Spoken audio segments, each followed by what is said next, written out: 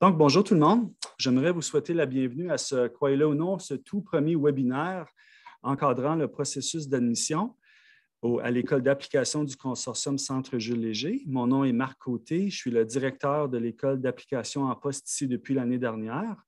Et je suis très, très, très heureux de passer les peut-être 40 prochaines minutes avec vous, avec mes deux collègues que je vais vous présenter dans quelques minutes pour vous partager toutes sortes d'informations utiles, on le souhaite, pour bien passer au travers le processus d'admission pour l'année scolaire 2022-2023. Donc, vous avez à l'écran un lien raccourci, un bit.do/CCJL 2022. Essentiellement, c'est un petit formulaire que vous pouvez remplir pour nous partager votre adresse courriel, nous partager également vos questions, si vous en avez. On va pouvoir capter tout ça et vous faire suivre la présentation d'aujourd'hui par la suite par courriel, ainsi que répondre à vos questions si on n'a pas eu la chance d'y répondre au courant de l'après-midi, au courant de la prochaine demi-heure, dans le fond. Donc, bit.do/CCJL 2022. Et si jamais vous ne l'avez pas noté, là, sachez que les coordonnées de Daniel, Ibrahima et moi-même se retrouvent à la fin de la présentation. Courriel, numéro de téléphone, etc., etc. Donc, vraiment pas compliqué de communiquer avec nous si vous avez des questions. Donc, avant de débuter, j'aimerais faire la reconnaissance des territoires autochtones. Donc, nous rendons hommage à tous les peuples autochtones qui habitent au Canada. Nous reconnaissons les gardiens des savoirs traditionnels jeunes et âgés. Nous reconnaissons le lien sacré de longue date unissant les nations suivantes au territoire sur lequel se situent les différents bureaux du consortium Centre Jules Léger. Donc, à Ottawa, ici, le territoire non cédé de la nation algonquine Anishinaabe et à Sudbury, les terres traditionnelles des Premières Nations de Wahnapité.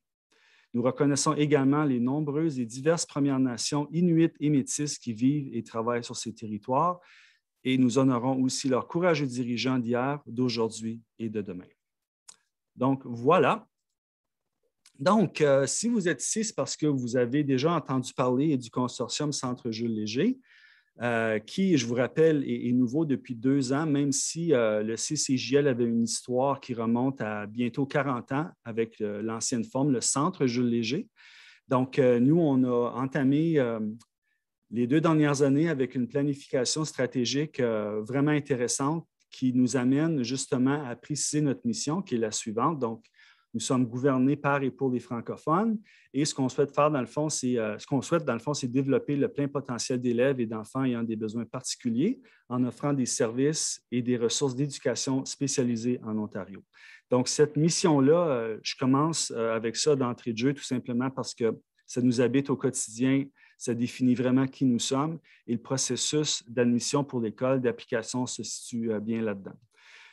Notre vision, qui est encore une fois très nouvelle en lien avec la planification stratégique, c'est vraiment de se voir nous-mêmes comme étant la référence incontournable en matière d'éducation spécialisée.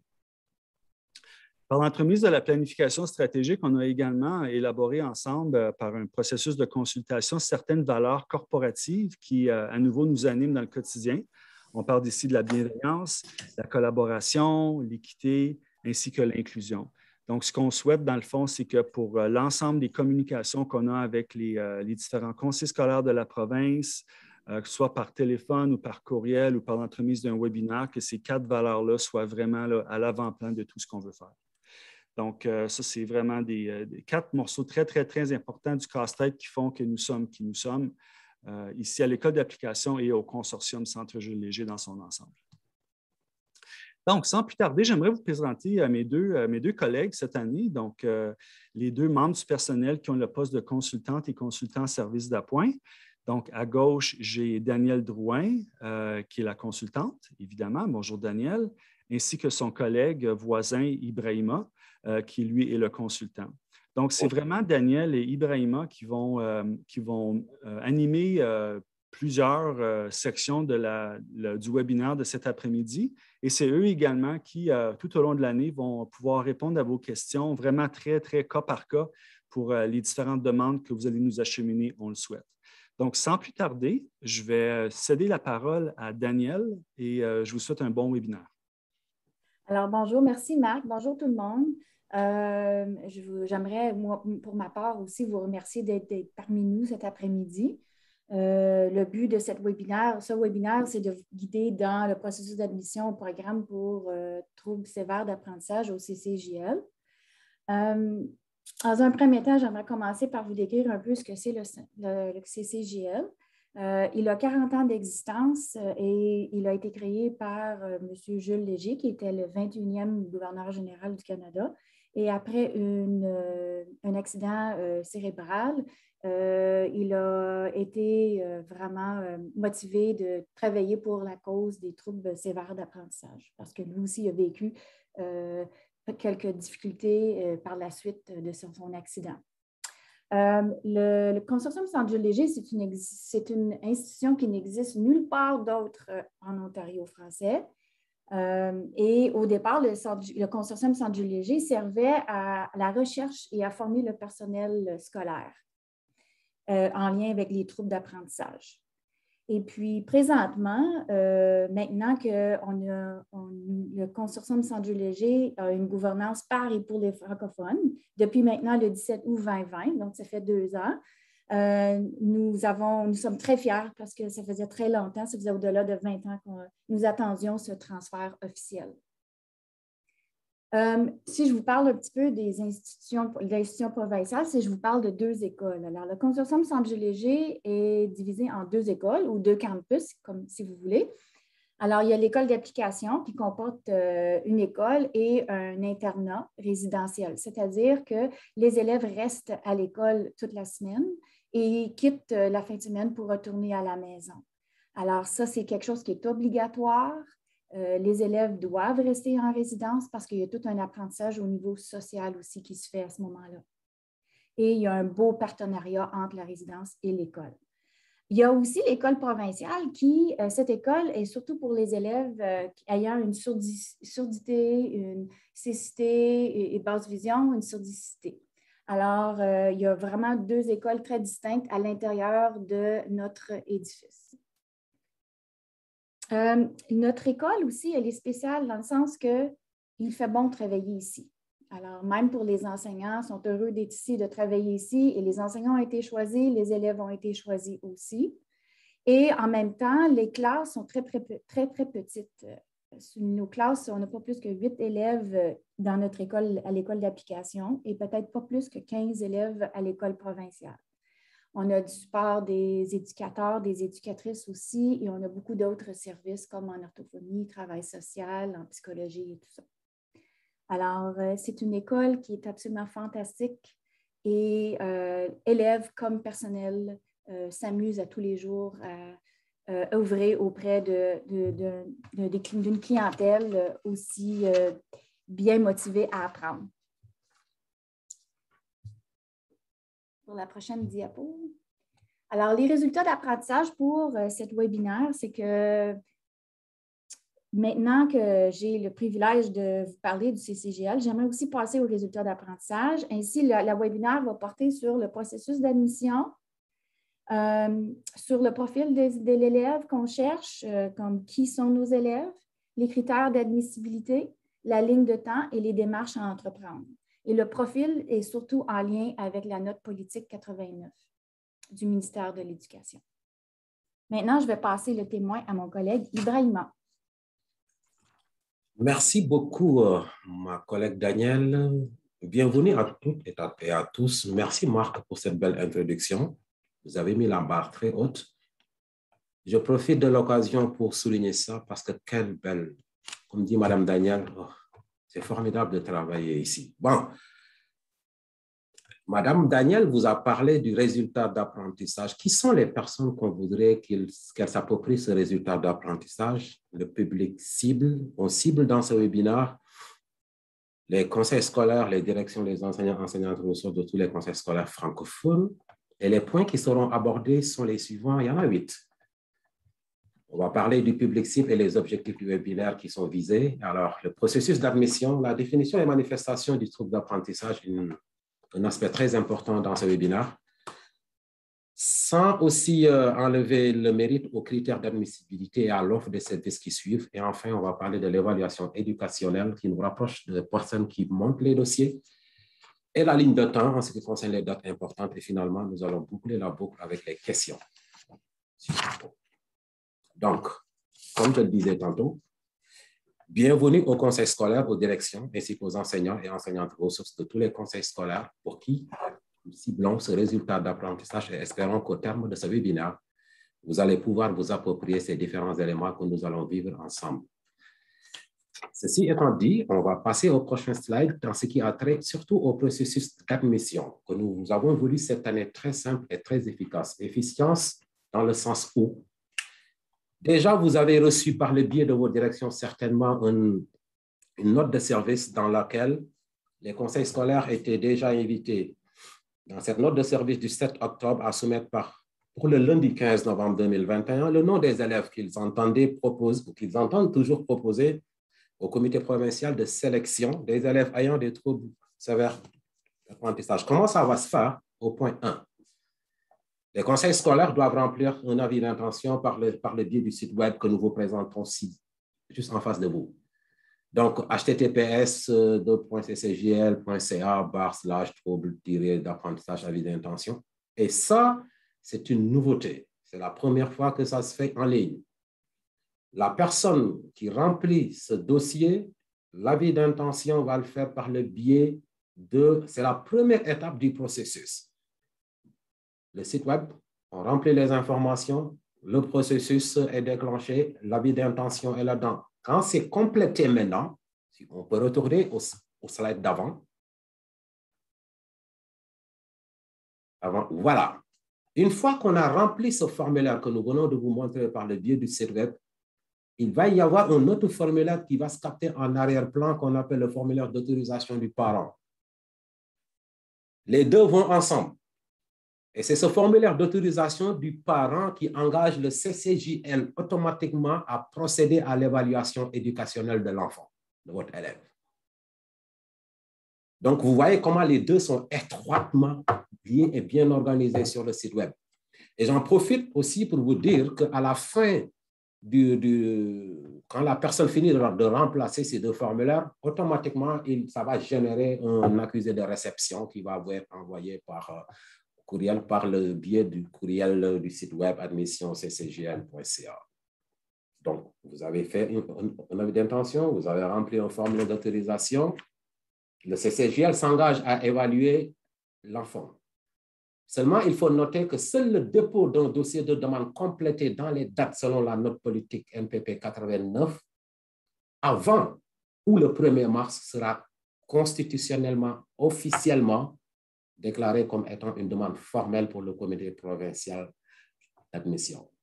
Ce ne sera pas au-delà du 1er mars, c'est avant le 1er mars. Donc, tout le dossier complet avec les éléments clés doivent être parvenus au CCJL avant ou le 1er mars. Comprenez aussi que vous pouvez envoyer vos avis d'intention maintenant, depuis que vous avez reçu la note de service 7 octobre et que vous en avez jusqu'au 1er mars aussi pour l'envoyer. Donc, un peu de redondance. Depuis le 7 octobre jusqu'au 1er mars, les avis d'intention, les formulaires qui sont captés ici dans cette ligne de temps, processus de demande d'admission au programme pour élèves ayant des troubles sévères d'apprentissage. Le dossier de l'élève est créé et c'est en ce moment-là que nous nous situons dans la ligne de temps de l'évaluation du processus qui va se délimiter comme suit.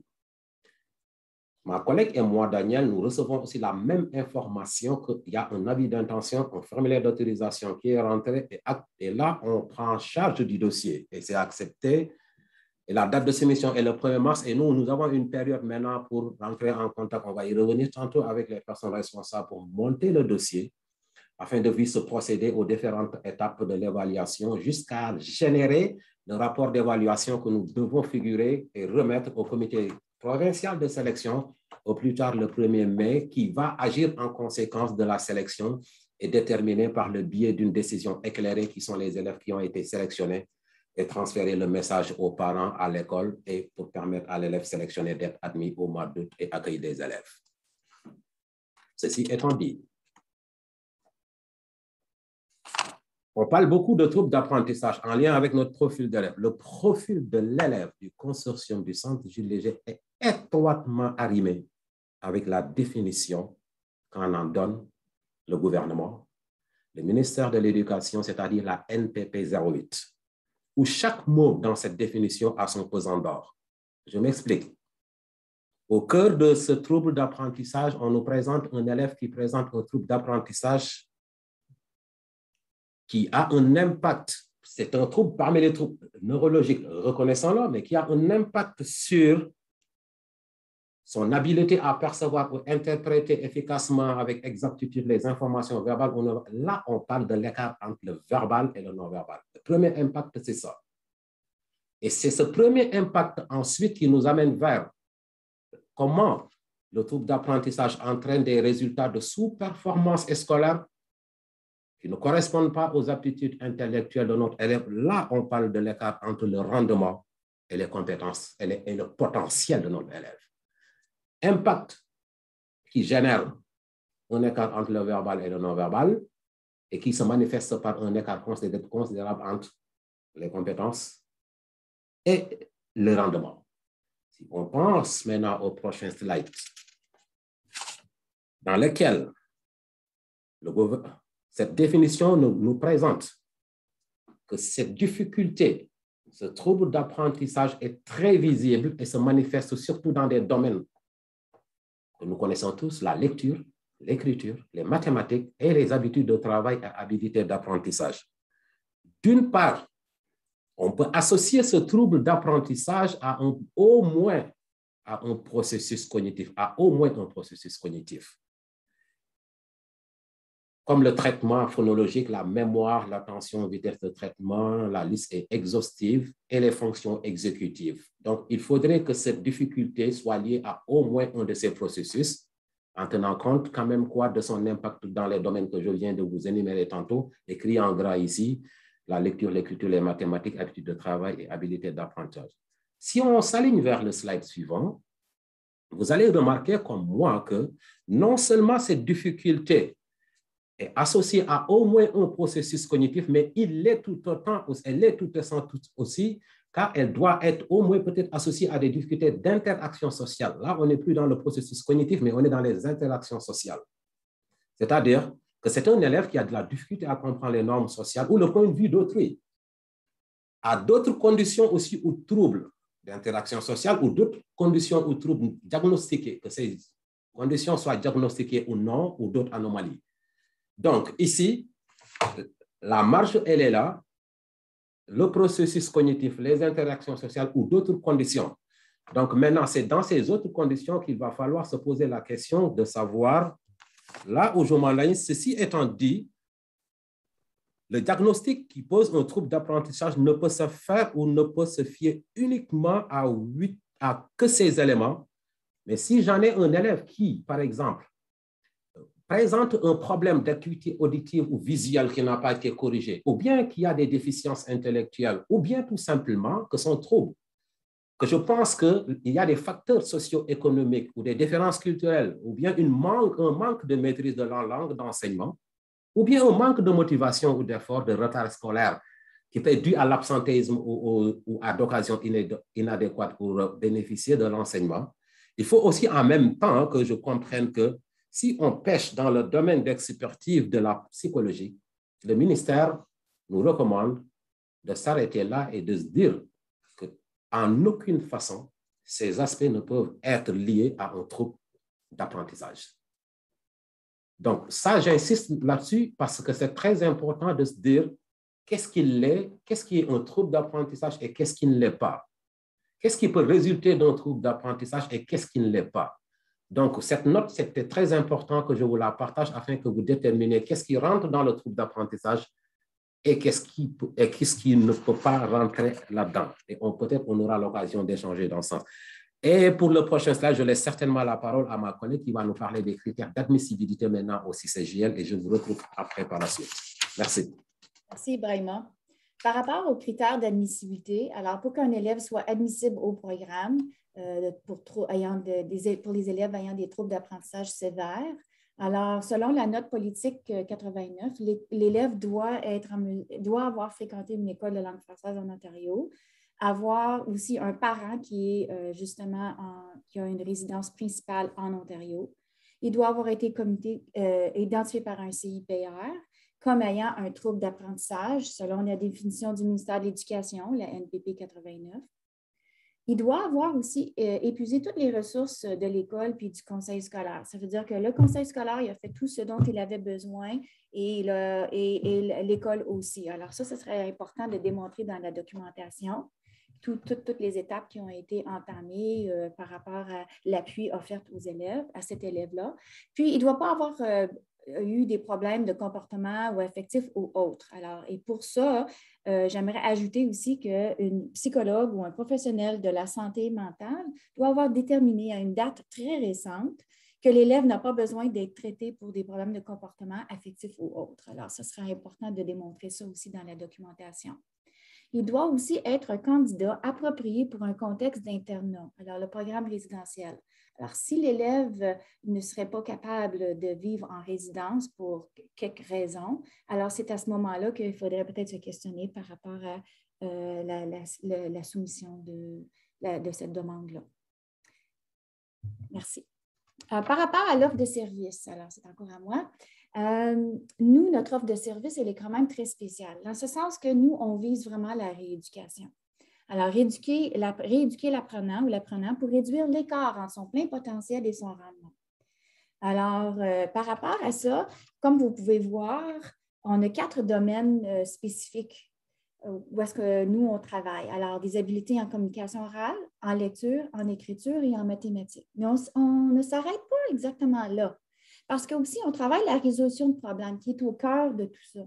Alors, il y a de la résolution de problèmes au niveau de la communication orale, la lecture, écriture et certainement en mathématiques, mais l'élève est toujours demandé de résoudre des problèmes, de se pousser un peu plus loin. Alors, ça, c'est vraiment notre offre de service puis notre approche.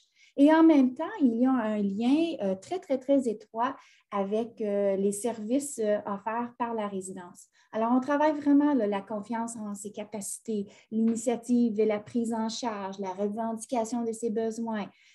Aussi, on travaille aussi son regard porté vers sa réintégration pour qu'il soit capable d'avoir une voix par rapport à ses besoins quand il va être retourné dans son école d'attache. On travaille aussi beaucoup le côté de francophonie, un franco-ontarien fier, son estime de soi et sa mentalité de croissance. Parce qu'au Centre Jules Léger, notre mission est claire. On travaille les 4 domaines, puis on traite notre mandat consiste à traiter chez l'élève sa difficulté à apprendre parce qu'on veut lui offrir un coffre d'outils bien garni pour qu'il soit capable de retourner dans son école d'attache et capable de réussir en fonction de ses défis et tout ça, mais qu'il y ait aussi une habileté accrue à trouver des solutions par rapport à ça. À notre école, chaque jour, l'enfant profite d'une intervention rééducative en lien avec son PEI. Et la journée scolaire n'est pas découpée en matières, mais surtout en différentes habiletés, comme on dit ici, en communication orale, en lecture, en écriture et en mathématiques. J'aimerais aussi amener votre attention au prochain point par rapport aux élèves qui sont au secondaire. Les élèves du secondaire ne doivent pas s'attendre à ce que ce soit un programme, une petite mini-école, un mini-secondaire, ou est-ce que c'est tout découpé aussi par rapport à des matières. Parce que s'ils sont chez nous, c'est parce que cet élève-là, il y a eu des échecs par rapport à ça. Parce que nous, ce qu'on travaille, c'est vraiment, on veut inculquer un processus d'apprentissage encore plus efficace avec des stratégies, des ressources et garnir encore une fois son coffre d'outils pour le rendre encore plus fonctionnel au moment où il va réintégrer son école d'attache. Alors, il est possible, par contre, d'accumuler des crédits, mais ce n'est pas nécessairement équivalent au nombre de crédits qu'il aurait à son école régulière. Alors, il faut garder ça en tête. Merci beaucoup. J'aimerais vous présenter maintenant une petite vidéo d'une élève de notre école, 1 minute et demie à peu près, où est-ce que c'est en lien avec notre offre de service, comment les élèves fonctionnent dans notre école et comment ils sont bien aussi en même temps. Alors, voilà.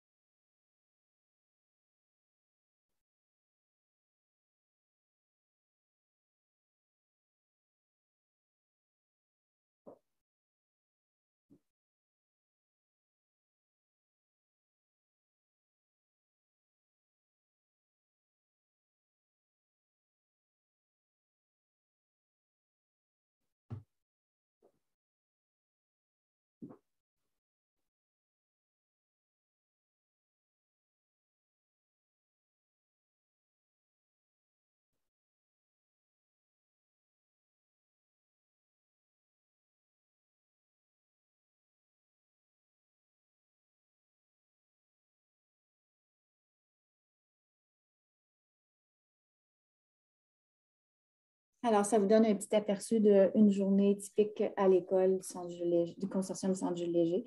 Alors, merci beaucoup. Maintenant, je laisse la parole à Ibrahima pour parler de l'évaluation éducationnelle. J'espère que vous avez profité de ce bel aperçu quand même de la vie d'un élève, même si ce n'est pas tout. On s'est arrêté à 1 minute 40 secondes. Alors, le meilleur est à venir dans cette vidéo. Alors, nous avons abordé le public cible, le processus, la définition et comment se manifeste le trouble d'apprentissage. Notre collègue nous a partagé les critères d'admissibilité ainsi que l'offre de services qui est rattachée à ça. Et dans cette offre de checklist, ils regardent toujours réduire l'écart entre le rendement et le potentiel.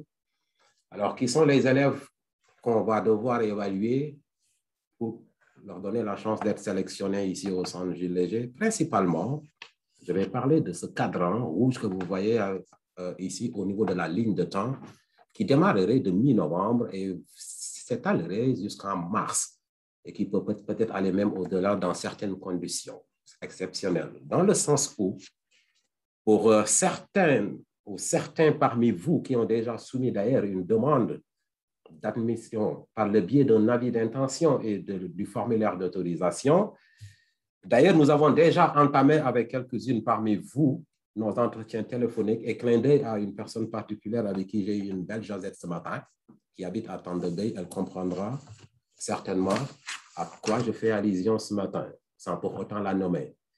Ceci étant dit, je voulais juste marquer une pause avec vous pour vous signifier que du moment que vous soumettez votre avis d'intention et le formulaire d'autorisation qui est rattaché, nous, de notre côté, ça ne nous prend pas beaucoup de temps pour faire automatiquement un suivi de la fiche-là de l'élève. Alors, nous allons rentrer en contact avec la personne, évidemment, qui a soumis le dossier pour déterminer la date d'évaluation. Pour déterminer la date, quand même, d'évaluation, ça va se faire sous 2 points. C'est-à-dire que nous soumettons un courriel à la personne qui a complété ces dossiers pour avoir un entretien téléphonique qui va nous servir à capter certaines informations en lien avec le profil de l'élève. Certaines informations qui sont dans le DSO de l'élève, des habiletés de travail quand même de l'élève. C'est un entretien convivial que nous allons avoir avec la personne et nous allons chercher certaines informations, même si tout le dossier n'est pas encore envoyé. Nous avons besoin d'avoir des prérequis d'information quand même pour au moins avoir une idée de l'élève que nous allons établir par la suite. Il se peut que nous vous appelons la même journée, comme j'ai fait ce matin avec cette personne que je ne voudrais pas nommer. Il se peut que ça nous prend plus de temps de parler du profil de l'élève et après, par la suite, de se déterminer une autre date de rencontre par le biais de laquelle nous allons maintenant vous solliciter pour vous envoyer ou partager avec vous quand même vos idées concernant une date d'évaluation qui va être captée en même temps par vous et les parents de cet élève. Et c'est seulement par la suite que nous allons vous partager les détails du processus d'évaluation. Quels sont les détails que nous allons vous partager?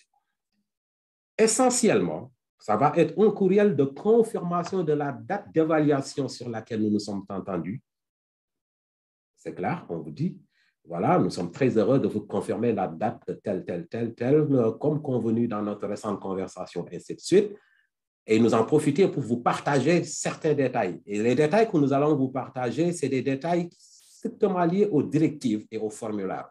Les directives, comme l'évaluation se fait de façon virtuelle, quelles sont les conditions dans lesquelles nous voudrions, en tant que CCJL, que l'évaluation se fasse pour que ça soit la plus objective possible, pour qu'on cherche vraiment les données les plus objectives possibles. Et pour cela, nous allons vous attacher un formulaire qui s'appelle directives et formulaires. Et dans ces directives, vous allez voir ces informations. Dans les formulaires maintenant, nous allons vous partager 2 documents, essentiellement 3 documents, qui vont être en lien avec des outils d'évaluation standardisés et des épreuves.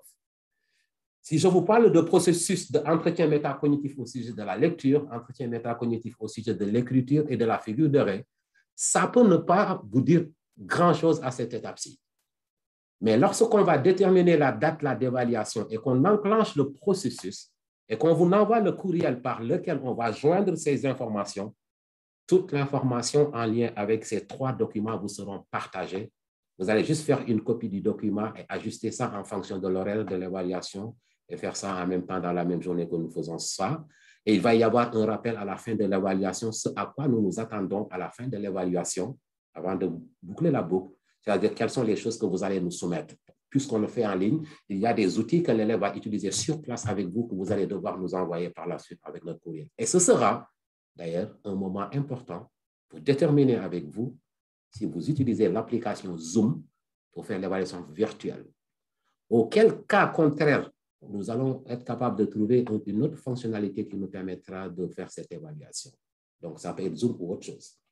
Et une fois que ceci est fait et que nous avons procédé à l'évaluation d'un élève et capté toutes les informations, nous prenons le temps de rédiger un rapport d'évaluation éducationnelle et nous allons soumettre ça au comité provincial d'admission au plus tard en début mai pour les aider à prendre le temps de se l'approprier et en fonction de ça, et puis de bien les analyser afin de prendre une décision la plus éclairée possible pour la sélection des jeunes.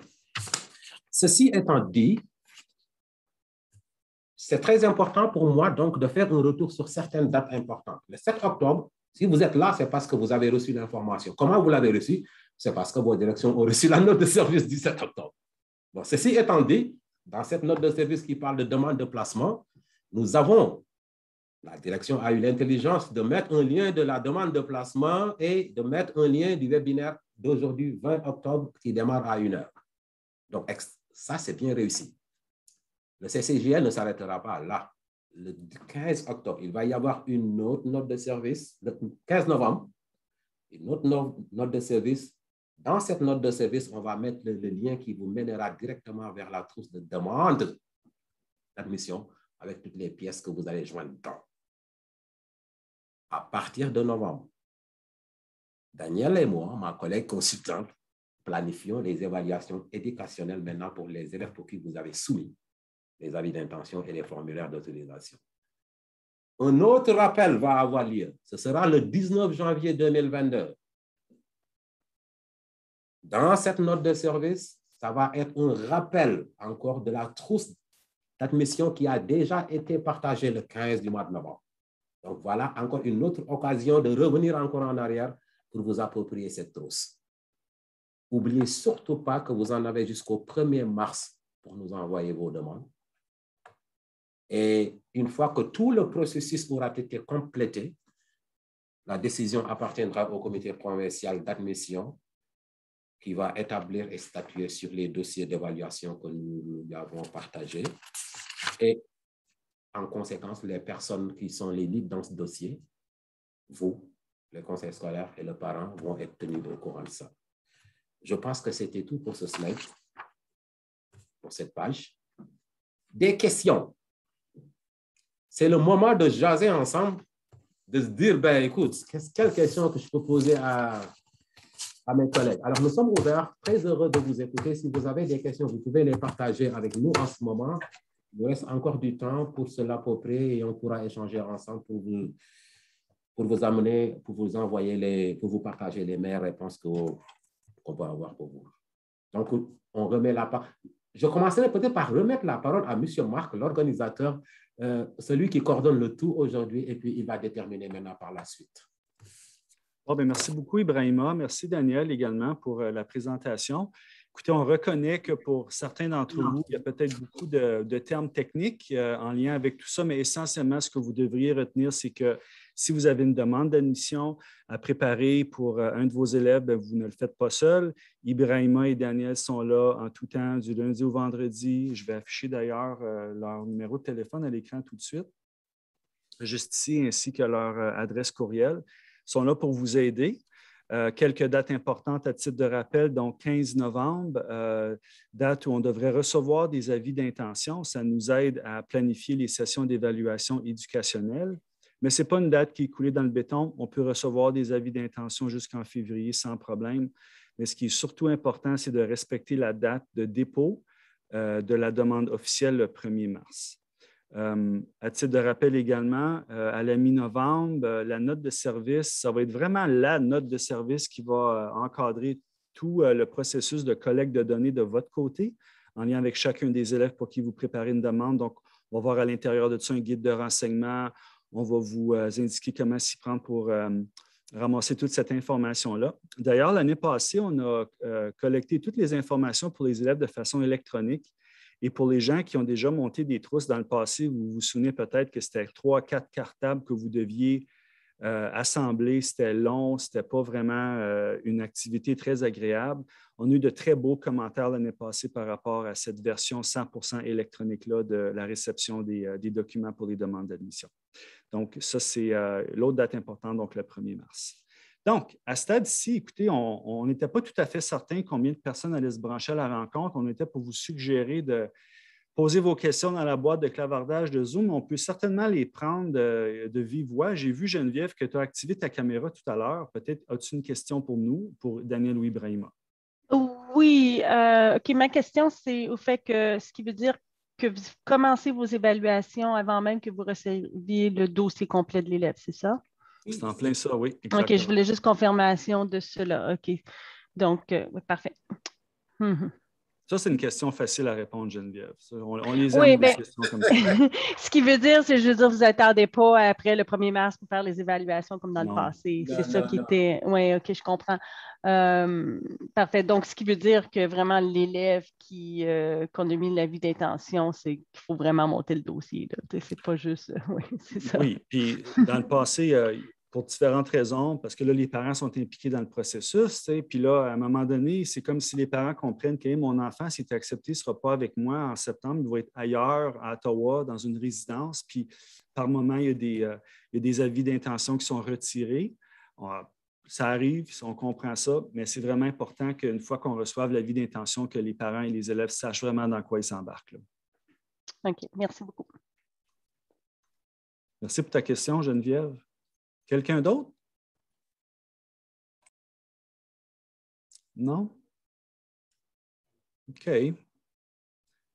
Donc, écoutez, s'il n'y a pas d'autres questions, je vous rappelle que vous avez toujours cet écran ici. Oh, un instant, je vais actualiser dans le fond la présentation. Je vais arrêter le partage ici. Oh, d'ailleurs, ce que je voulais faire tantôt, puis je ne l'ai pas mentionné ni à Daniel et ni à Ibrahima, c'est qu'on est très fiers de notre site Web ici. Et je pensais peut-être vous le présenter, juste parce qu'il y a beaucoup d'informations là-dedans qui vont vous permettre de prendre une bonne décision ou aller chercher à tout le moins l'information par rapport à vos élèves. Donc, laissez-moi juste aller ici. Je crois que c'est ce document-là, ici, oui, et je vais... un instant, je vais juste m'assurer que j'ai la bonne fenêtre. Je vais arrêter de partager. Donnez-moi 2 petites minutes. Je vais retourner ici, webinaire du 20. Non, OK, je vais partager l'écran numéro 1 juste ici. Donnez-moi 30 secondes, soyez patients. Vous devriez voir mes différents onglets. Est-ce que vous voyez une page Google vide en ce moment? Oui, c'est bien ça. D'accord, j'ai réussi. Je suis en apprentissage, moi aussi. Donc, ça, c'est notre site Web. Donc, énormément d'informations qui vous ont été présentées aujourd'hui se situent juste ici, dans la section troubles d'apprentissage. Donc, on voit les différentes rubriques, école d'application, composantes scolaires, résidentielles, admission. Si on clique ici, vous voyez qu'il y a énormément d'informations là-dedans. On a différents documents qu'on peut télécharger, l'avis d'intention qui est le site Web que je vous ai présenté tout à l'heure se situe ici. Donc, c'est là où on peut entrer toute l'information au sujet de l'élève qu'on propose, pour qui on propose une demande d'admission pour septembre prochain. Et comme Ibrahima ou Daniel le mentionnait tout à l'heure, une fois que ça s'est envoyé, les parents reçoivent automatiquement un avis, un formulaire de consentement dans le fond, qui va permettre à Daniel ou Ibrahima d'évaluer l'élève à distance pour les besoins du comité provincial. Donc, ça, c'était vraiment l'admission à l'école. Tantôt, on a présenté une petite vidéo de Maris. La voici. Journée typique. La vidéo fait 7 minutes, mais il y a beaucoup d'informations là-dedans. On parle de la routine matinale, l'horaire typique, le déjeuner, qu'est-ce qui se passe au courant de l'avant-midi. On voit ici des élèves qui boivent un chocolat chaud à l'extérieur pour l'atelier de lecture, etc., etc., etc. Okay? Donc, toutes sortes d'informations juste ici. Puis on a beaucoup d'informations également par rapport à tout ce qui est COVID, comme vous avez également dans vos différents conseils scolaires. Et la page là, plus en lien avec le plan stratégique, qui vous intéresse peut-être un petit peu moins, mais il y a beaucoup d'informations intéressantes là-dedans également. Donc, voilà, je vais arrêter ça tout de suite.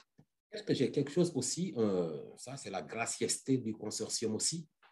J'ai peut-être aussi quelque chose à partager à toutes les personnes ici présentes. C'est-à-dire souvent on parle avec quelqu'un qui nous dit, ben, ça se peut-tu que moi je vienne visiter pour le moment le centre, je dis, ben, pour des raisons de santé et sécurité, tout ça, les visites en présentiel ne se font pas adaptées jusqu'à nouvel ordre. Seulement, nous avons un lien de visite virtuelle pour ceux qui voudraient avoir une idée de ce que pourrait se représenter quand même le CCJL, trouble d'apprentissage, école d'application. Marc, j'ai le lien avec moi ici que je peux mettre dans le chat. Bonne idée, oui, absolument. Et là, alors si vous cliquez sur le lien que je viens de vous envoyer, alors Marc pourrait cliquer là-dedans et puis nous partager ce qu'il voit dans son écran pour nous assurer que vraiment le lien fonctionne aussi. Oui. Donc, oui, c'est juste ici. Donnez-moi 30 secondes. Je vais essayer de vous le partager à l'instant. Le voilà. Donc, c'est vraiment cette page-là ici que vous devriez voir à l'écran. Et on fait un survol de l'école justement ici. Puis les différentes conditions d'admission. Bon, une petite section également sur le conseil d'école. Donc, essentiellement, il y a énormément d'informations qui se retrouvent aussi sur le site Web, qui va se retrouver également dans les différentes notes de service. Et si jamais, pour différentes raisons, l'information que vous cherchez n'y est pas, eh bien, Daniel et Ibrahima se feront un plaisir de répondre à toutes vos questions. Nous serons toujours là pour vous appuyer aussi. Ça, c'est important que vous le sachiez, que vous n'êtes pas seul. Vous n'êtes pas seul à monter votre trousse. Nous sommes là. Daniel est là, je suis là. Marc aussi, il ne se nomme pas, mais il est là. Parce que je ne peux pas compter le nombre de fois que j'entre dans son bureau pour lui poser une question. Alors, sentez-vous à l'aise de nous envoyer un courriel ou bien même de nous appeler. Nous serons toujours là pour vous appuyer à toutes les étapes de ce processus. Alors ça, on tenait vraiment absolument à vous envoyer ce message. Vous n'êtes pas seul dans ce dossier et nous sommes là pour vous appuyer. Excellent, merci Ibrahima. Donc, écoutez, ça fait 45 minutes. On est pas mal dans le temps. On avait dit entre 40 et 45 minutes. Donc, on est vraiment rendu là. Donc, à nouveau, s'il y a des questions, on est prêt à les prendre. Autrement, c'est déjà la fin du webinaire et on va se laisser là-dessus. Puis, on a bien hâte de recevoir vos avis d'intention. On a hâte de vous croiser peut-être également de façon virtuelle dans les différentes écoles pour préparer la rentrée 2022 déjà. Là. C'est bien? OK, bien, écoutez, je vous souhaite un bel automne. Pas trop de neige dans le nord, j'espère, à date. Pas ici. Ça s'en vient, par contre. C'est l'automne, c'est normal. Donc, merci à nouveau de votre belle participation. Puis, on se revoit prochainement.